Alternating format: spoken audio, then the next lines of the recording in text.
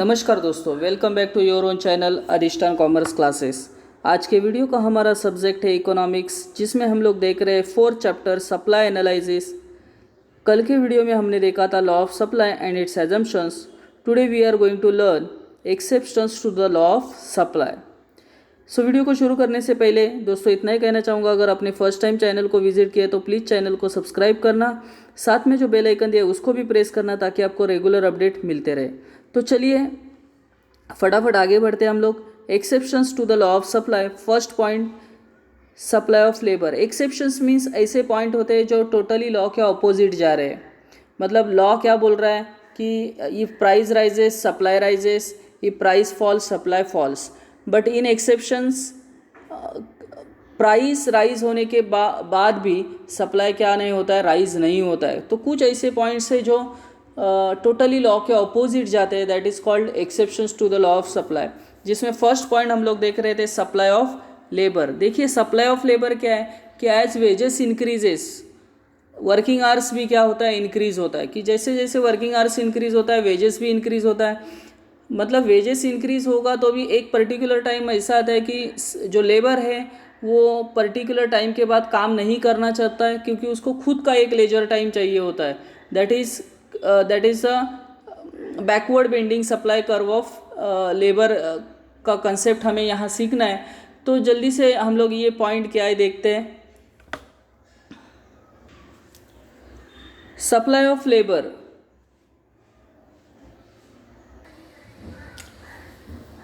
Labor supply is the total number of hours that workers to work at a given wage rate. It is represented graphically by supply curve. In case of labor, as the wages rate rises, the supply of labor, that is hours of work, would increase. Means जिस तरीके से wages increase होगा, labor supply मतलब काम का जो hours है वो भी इंक्रीज होगा। सो सप्लाई कर्व स्लोप्स अपवर्ड। तो शुरुआत के समय में सप्लाई कर्व अपवर्ड ही जाएगा। नॉर्मली जैसे सप्लाई कर्व जाता है वैसे ही अपवर्ड जाएगा, बट उसके बाद वो बैकवर्ड बेंडिंग लेना स्टार्ट करता है। सो आगे क्या बोला है देखिए, supply of labour. So supply of labour curve slopes upward. Supply of labour, that is hours of work, falls with a further rise in wage rate and supply curve of labor bends backward। देखिए यहाँ उन्होंने बोला है कि एक शुरुआत के समय में जैसे क्या होता है, वेजेस इंक्रीज होता है, लेबर आवर्स भी इंक्रीज होता है, लेबर सप्लाई भी इंक्रीज होता है। बट एक पर्टिकुलर टाइम के बाद लेबर एक पर्टिकुलर आवर्स तक काम करना पसंद करते हैं, बट उससे ज़्यादा काम करना नहीं पसंद करते हैं। तो वो जो कर्व है वो सप्लाई का बैकवर्ड बेंड हो जाता है। इसके लिए उसको ये पॉइंट को हम लोग backward bending supply curve of labour से भी जानते हैं। This is because the worker would prefer leisure to work. देखिए लेजर टू वर्क मतलब ज़्यादा काम करने के बाद भी खुद के लिए टाइम चाहिए होता है, या लेजर वर्क चाहिए होता है। लेजर मत आराम करना होता है उसको। To work after the receiving higher amount of wages. Thus, after a certain point when wage rate rises, the supply labor tends to fall. मतलब एक पर्टिकुलर पॉइंट तक लेबर सप्लाई क्या होता है, इंक्रीज होता है, बट उसके बाद वो फॉल होना स्टार्ट हो जाता है। It can be explained with the help of backward bending supply curve. Table number 4.4 and figure 4.5 explain the backward bending supply curve of labour. यहाँ देखिए टेबल में उन्होंने क्या बोला है, वेजेस रेट पर आवर।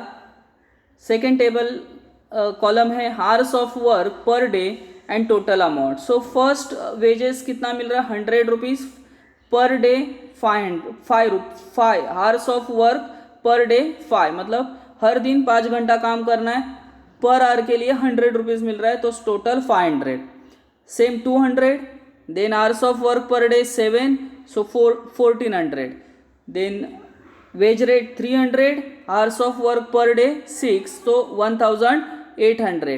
तो देखिए जैसे जैसे इनिशियली क्या हो रहा है, आवर्स के साथ वेजेस भी इंक्रीज हो रहा है, बट यहाँ अगर आप देखेंगे तो यहाँ देखिए यहाँ 7 घंटा काम कर रहा है वो, बट उसके बाद उसको हायर सैलरी मिलने के बावजूद देखिए यहाँ 1800 रुपये सैलरी मिल रहा है, वो काम के घंटे क्या कर रहा है, रिड्यूस कर रहा है। मतलब वो एक ज़्यादा भी वेजेस देगा तो भी वो एक पर्टिकुलर आवर्स के बाद काम नहीं करेगा। सो यहाँ देखिए आपको कर्व भी उन्होंने दिखाया है।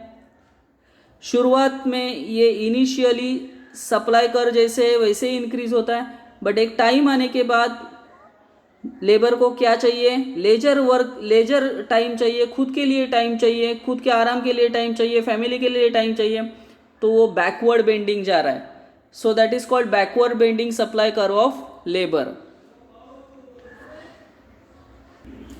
In figure 4.5, supply of labor that is hours of work is shown on x axis। देखिए यहाँ x axis पे hours of work दिखाया उन्होंने x axis पे, and wage rate per hour is shown on y axis। यहाँ wage rates दिखाए उन्होंने। The curve SAS, ये देखिए ये SAS कर्व है, यहाँ आपको दिखेगा, देखिए SAS curve।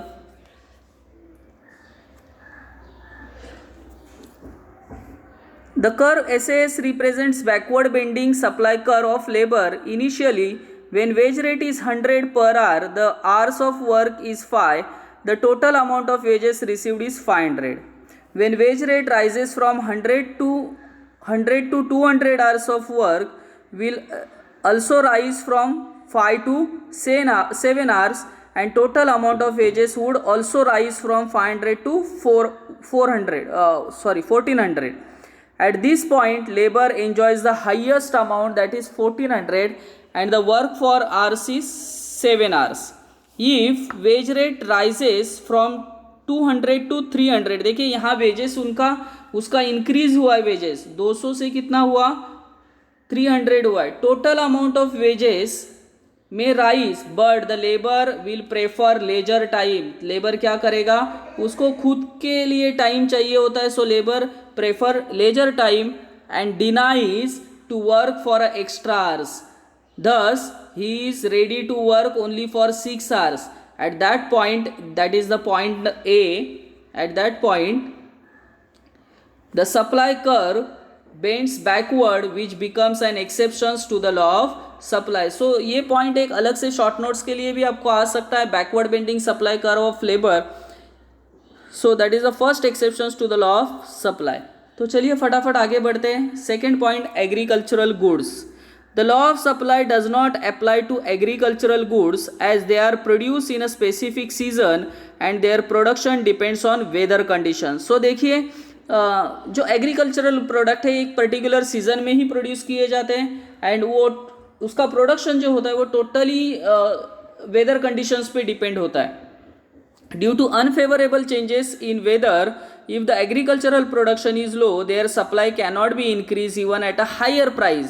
मतलब अगर किसी समय समझो हमारे देश में अच्छा बारिश नहीं हुआ तो हायर प्राइस पे भी प्रोडक्शन क्या हो जाएगा, लो हो जाएगा। अगर प्रोडक्शन लो है तो सप्लाई भी लो हो जाएगा।